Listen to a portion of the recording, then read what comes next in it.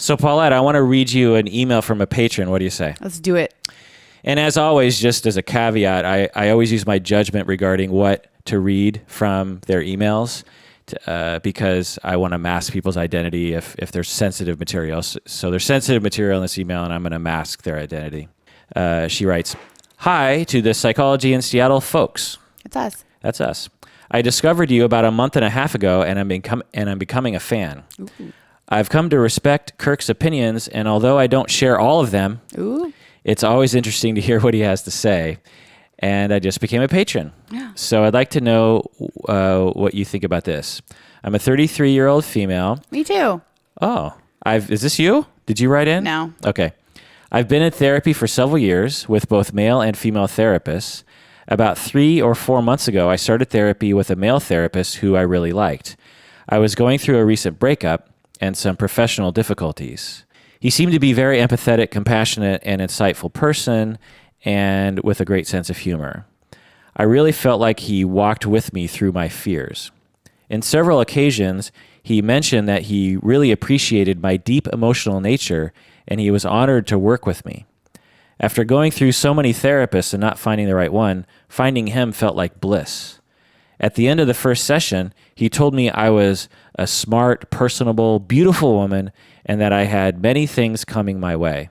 The female therapist I saw prior to him made almost the same comment, so I thought that I was dealing with the same approach. Starting from the second session to the last session, he would always make the same 2 comments about me, that I felt very deeply and that I was very sensual. When we continued to develop a closer and closer relationship that was moving very quickly. And I also cried a lot during these sessions. There were times when I would rest my elbows on my knees and my face on my hands during a breakdown of crying, and he would come sit next to me, and the next session, he would hold my hand, and the next session, he would rub my arm and my feet. Any comments on that, Paulette? And my feet? Yeah. Does that seem interesting to you? That seems interesting. Something felt wrong to me, but I was enjoying it and didn't want to do anything about it. I mean, who doesn't enjoy a good foot rub, right? One day while I was crying again, he sat on the floor right next to me and rubbed the lower half of my legs. Then he came to sit next to me on the couch and asked me for a hug, and I honored his request. Soon he was lying on the couch and surrounding me with his arms. Any thoughts about that? Lying on the couch and like spooning her or something? This seems so weird. Yeah. The next session, I went into the room feeling really sad about him, and I felt very uncomfortable. Yeah, no shit. He noticed this, and he asked what was going on, but I lied and just said that I only had a headache.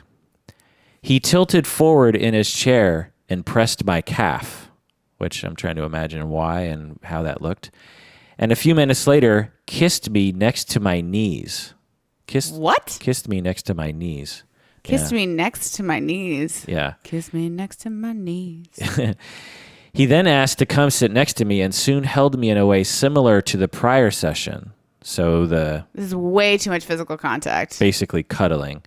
Cuddling. He said that if we met under different circumstances, he would chase me and he would beg me to have coffee with him.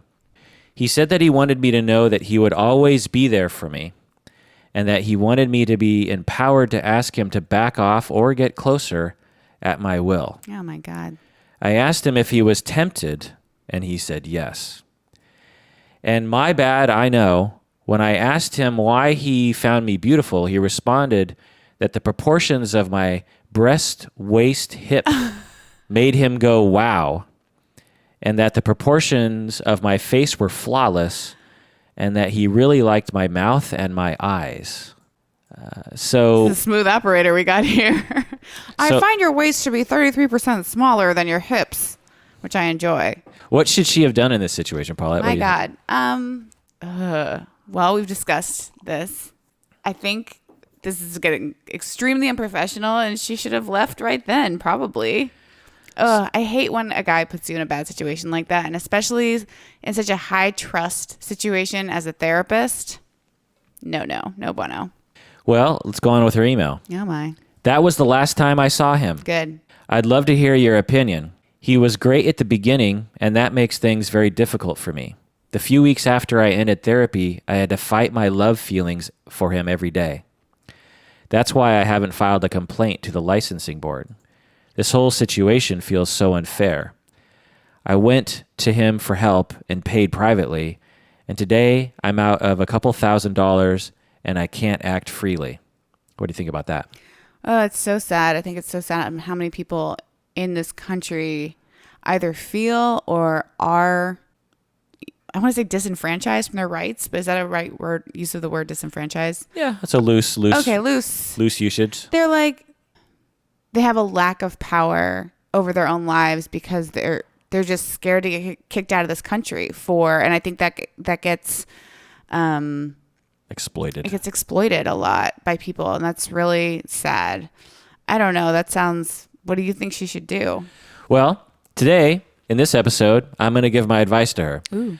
I'm also going to provide a brief history of therapist-client sexual relationships, along with the research, the ethical codes, the legal consequences, the impact on the client, and what sort of therapists tend to have sex with their clients. Because this guy was clear. This client was clearly, or this therapist was clearly going down that road, right? Yeah. Welcome to the Psychology in Seattle podcast. I'm your host, Dr. Kirk Honda. I am chair of the Couple and Family Therapy Program, and I'm also a licensed marriage and family therapist. I am writer and American layperson, Paulette. This episode is just for patrons of the podcast. Mm-hmm. So if you're listening to this and you're not a patron of the podcast, this episode will end before the content begins. If you want to hear the full episode, which I guarantee it's going to be a good one, you have to become a patron of the podcast by going to patreon.com. That's patreon.com. Patrons get access to all premium episodes on their phones or on the Patreon page. And remember that 20% of your monthly pledge goes towards various charities that we support.